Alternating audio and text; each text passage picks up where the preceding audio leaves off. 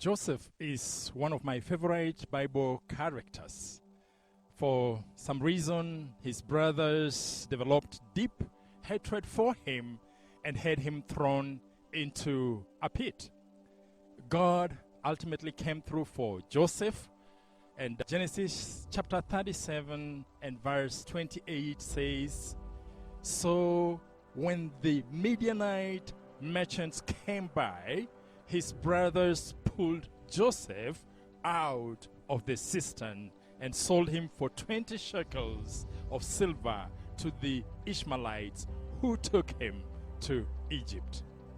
Friend, I would like us to know that pit experiences and hard times are not permanent in life. Somehow, God's providence allowed Joseph to be removed from the pit and be sold to the Midianites, who later sold him in Egypt.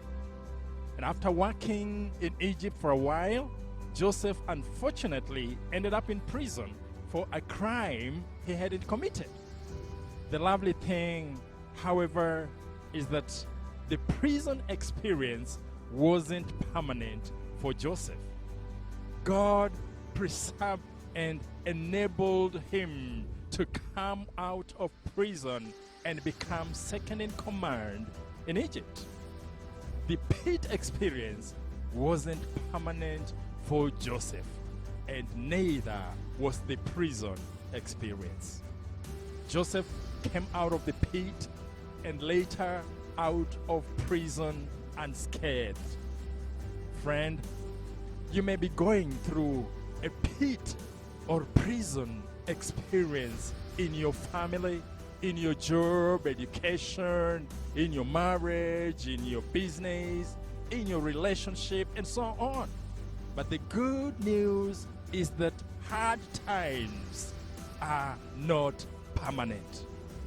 God's gracious protection is available even in those tough moments, and sooner or later, the challenges you are facing will come to an end, and you will emerge stronger and better.